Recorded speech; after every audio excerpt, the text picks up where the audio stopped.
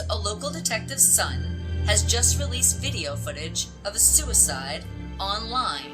I figured while she was away, I would use the time to document some of the things going on and put it up online for you guys to all view and tell me what you guys think is going on.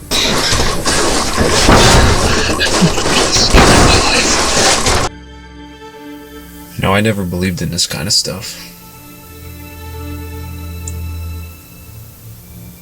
But it's really starting to freak me out.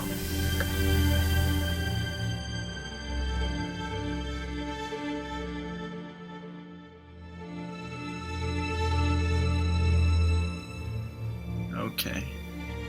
Here we